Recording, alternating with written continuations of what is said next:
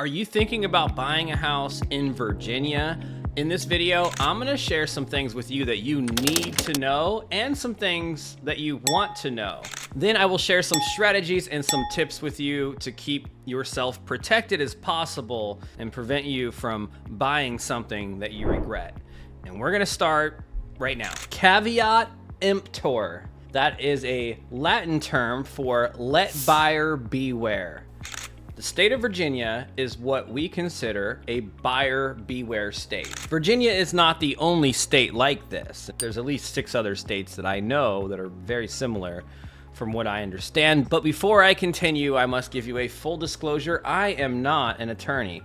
I am a real estate professional. I'm a realtor. I sell houses. I've been working in this area for 10 years. I'm familiar with the concept of the law, but I can't give any legal advice. And even if I could, I wouldn't, because every situation is different. So oftentimes there's not a cut and dry answer. If you have a legitimate question, I want to encourage you to reach out to a real estate attorney or reach out to me and I can refer you to a real estate attorney. When buying a house in Virginia, there are some things that a seller does not have to disclose necessarily. Also, there are some things that even in Virginia, the sellers have to disclose. For example, if the property has been used as a methamphetamine lab, that has to be disclosed.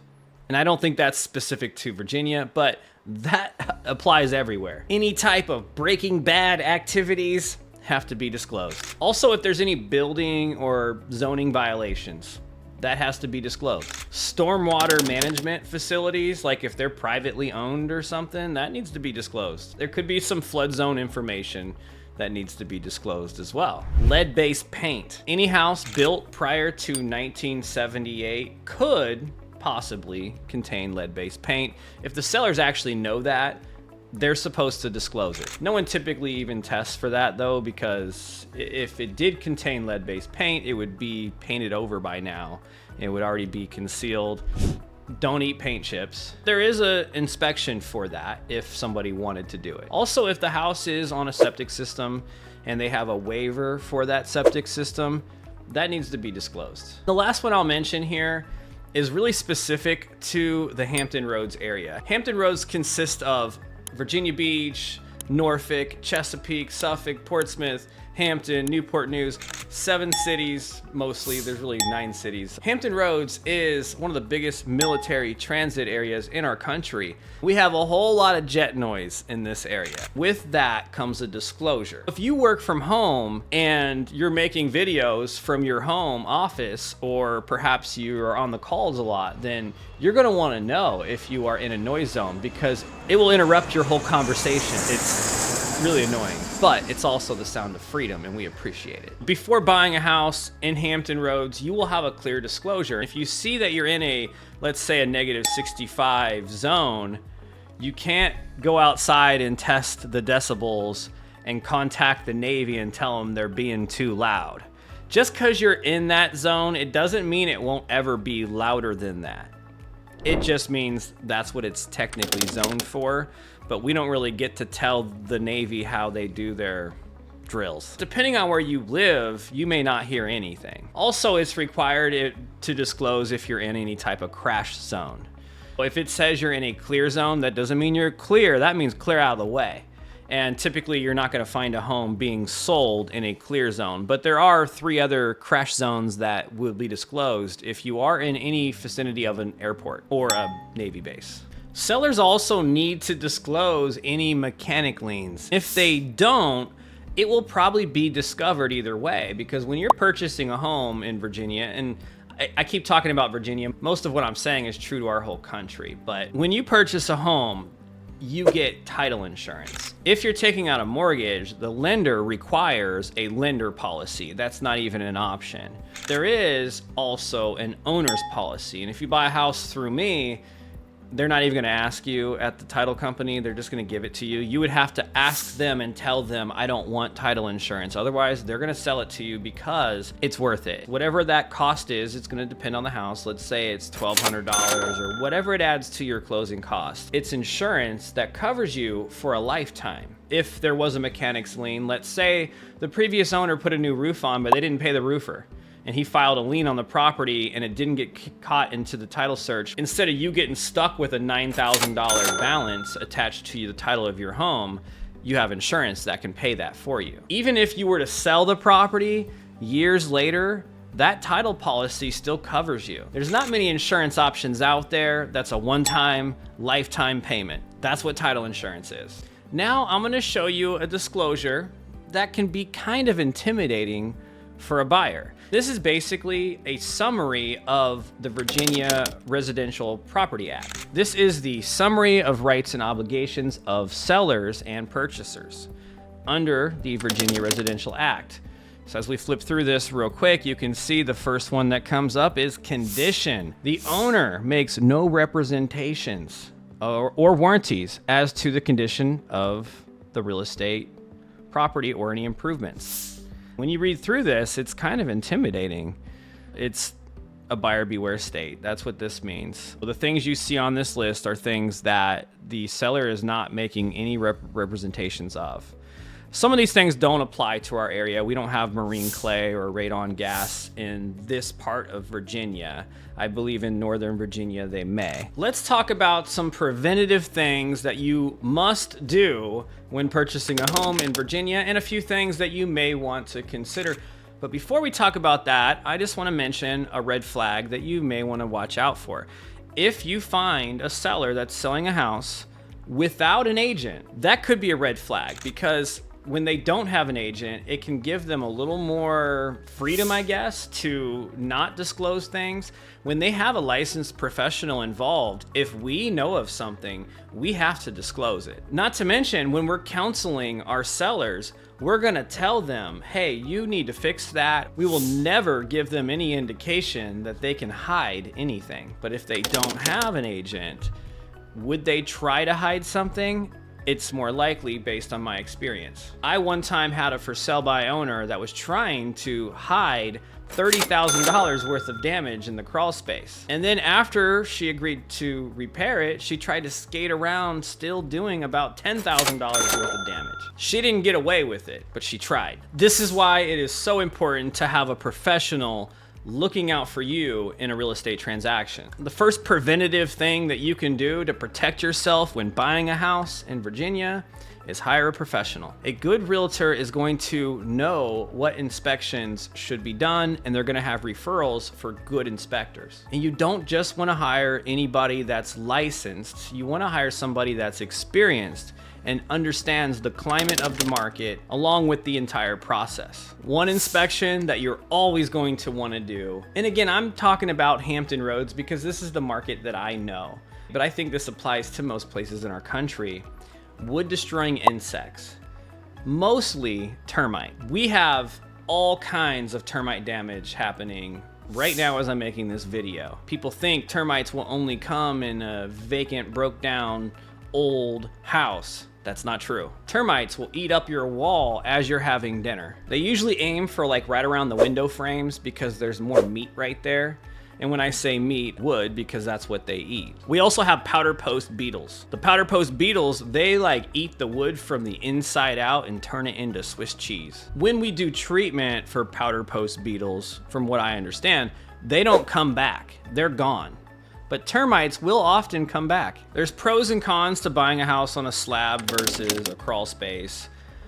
One pro to a crawl space is when they crawl down there to do the inspection, they will oftentimes see termite tunnels before they do any damage inside the house and actually go up to that window. On a slab, they can't really crawl under and see it. So oftentimes it will be discovered when you start to see something on your baseboards that looks almost like wood rot. It's not rotted, and you push your finger through it, it feels rotted, but really it just was tunnels made from termites that were eating the wood. This inspection only costs about $100, and if treatment is required, it's gonna cost maybe $1,200, give or take. It depends on the size of the house. This inspection is actually required if you're using a VA loan. It's not necessarily required for the other loan types, but it is in our contract pretty clearly. It's not necessarily required for conventional or FHA loans, but it is in our contract.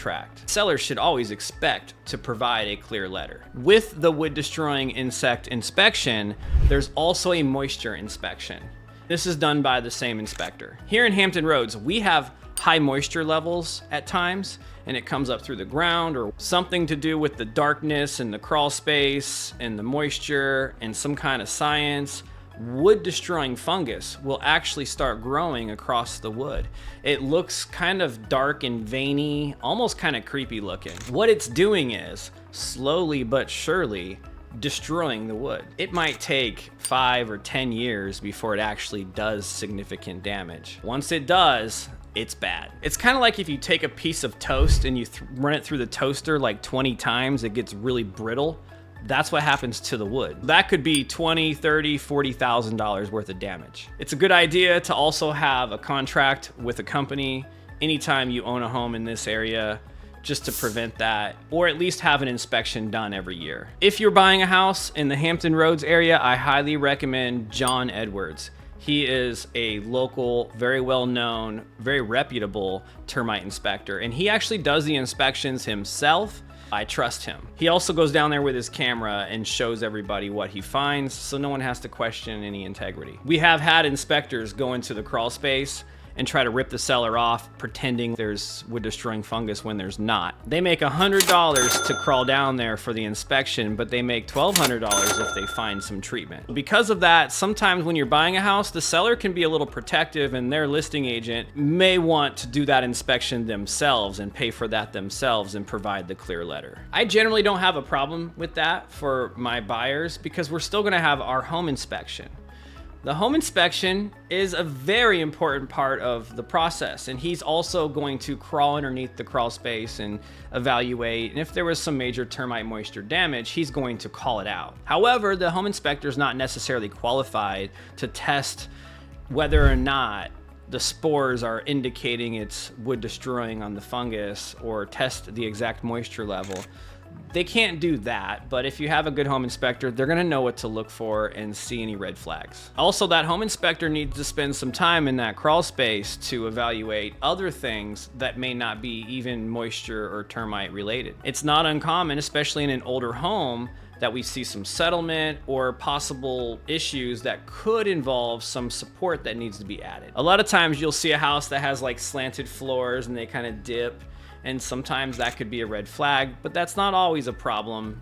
That could be basic settlement. But again, it's important to do our due diligence. The home inspection itself is the most detailed part of the process because the home inspector really looks at everything. He's gonna go up on the roof, he's gonna go in the attic, he's gonna look inside the house, he's gonna test the appliances, the electrical system, the plumbing system. If he sees anything that is a red flag, he's gonna call it out. That's when we take the next step to getting the electrician or the plumber over to take a closer look. Now, the things that are found in the home inspection are negotiable. The seller doesn't have to fix anything that we ask, but we can ask. If they're not willing to fix something and we're not satisfied with it from there, we can release the contract and there's no repercussions. The buyer has a lot of protection in the contract. Another important part of this process to protect yourself is to get a survey. Sure, there could be some situations where a survey may seem like a waste of money. Like most buyers are not gonna wanna probably get a survey if they're buying a condo or a little townhouse because it's subdivided accordingly. Still not a bad idea in some cases, but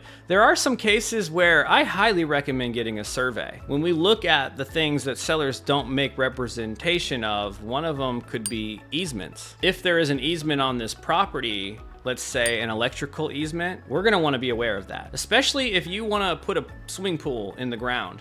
What if there's something underground that would prevent you from being able to install a swimming pool? Let's say you have an electrical easement on the property. It's not a bad idea if the buyer wants to ask the electric company if there's any plans to build towers. The only reason why I bring that up is because it's happened. I sold a property down in Moyock, North Carolina, which is a little different than Virginia, but we discovered there was tombstones on the property. There was dead bodies in the backyard. I don't run into that very often in Virginia, but from what I understand, it's not that uncommon in North Carolina. I don't work in North Carolina very often. If you had any tombstones on your property, the only thing you need to be aware of is there's easement rights for family. If anybody wants to visit the tombstones, you can't stop them from visiting their family. So you have to allow some kind of access. Or if you're buying a house that already has a swimming pool installed, it's about 3 feet away from the fence line, that is a red flag where I would say definitely get a survey, because what if when they installed that pool, they really went off of the fence line instead of a survey? And what if the fence line is incorrect and it's on the neighbor's property and you have to remove the fence? Then what? Well, okay, now you have a swimming pool with no fence, and you have to have a 3-foot setback when you install a pool from that fence. It puts you in a very uncomfortable situation. Those kind of things can be prevented if you get a survey. I sold a property one time that had a pretty good sized backyard. Come to find out after we got the survey, the backyard was only about half the size we thought it was, because they took over the property behind, which is owned by Burlington Northern Railroad. Burlington Northern didn't seem to care, but my buyer had to make a decision. Do you still want to move forward knowing that you don't have that big of a yard? To this day, she still enjoys her yard. That's something that will come up again in the future if and when she goes to resell that property. Another inspection, if there is a septic system involved, definitely going to want to do a septic inspection. And not all septic inspectors are created equally. I'm very territorial for my clients when it comes to septic inspections. I could tell you stories of how sometimes these inspectors go there with a bias to saying, we'll just jet the lines instead of failing the system. Sometimes the system should fail. When you're jetting those lines out, it's like putting a band-aid on something. Some of these companies, they don't install systems and they have no bias to failing it. They would rather jet the lines or pump it and make it work. If it's not working right, we want to know. Depending on the soil, a septic system could cost $30,000, $40,000. Also, if it's on well water, definitely want to do a water test. If the house has a chimney, it's an older home, and there's anything concerning at all about that, it's not a bad idea to have a chimney sweep come through, clean it, and do a thorough inspection. Or at least if the home inspector does his inspection and calls anything out, then you may want to go back with a chimney sweep. The home inspector is going to look from below and from above and try his best to shine his light and look through and see what he can see. But the professionals come in and they actually clean the chimney, and then they run a probe through it so they can actually see up through the flute. They're able to inspect it in a way that the home inspector can't. Sometimes when there's chimney damage, it can cost thousands of dollars. Another inspection you may want to consider is having an HVAC technician service and clean and inspect the unit. The home inspector will do a basic inspection, and he's going to check the air split differentials, and if he sees anything that's off, he's going to call that out as a red flag. Then from there, you obviously want to have a technician come, but if you want to get a more thorough inspection, it's not a bad idea just to have the technician come, because he can inspect it and evaluate it better than the home inspector can. But most people don't spend the extra money doing that when the home inspector is going to check it and at least tell you whether or not it's functioning. The last inspection I will mention real fast, and this one's required if you're getting a loan, is the appraisal. If you're using a VA loan, which 2 out of 3 buyers in Hampton Roads are using a VA loan, the VA requires their own inspection. It's not nearly as thorough as the home inspection. It definitely does not replace the home inspection. They're not going to crawl in the crawl space. They're not going to go up inside the attic. They're not going to take the electrical panel apart. They just do a basic visual inspection. The VA gets a little picky sometimes. They might hit us on a loose hand railing. One time I had the VA inspector hit us on a missing toilet paper rack. I'll save that story for another time. Those are the main things you need to know when buying a home in Virginia. The biggest takeaway from anything I said is to hire a professional that you can trust. And sure, I'm biased when I say that because I'm an agent and I'm here for you. Whoever you use, you just want to make sure that they have experience so they understand the process and they understand the climate of the market.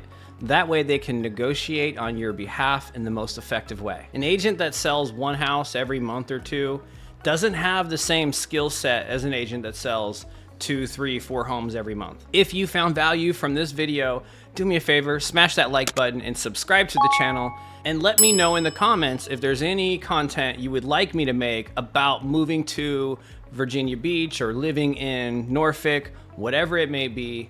I'm here for you as a resource.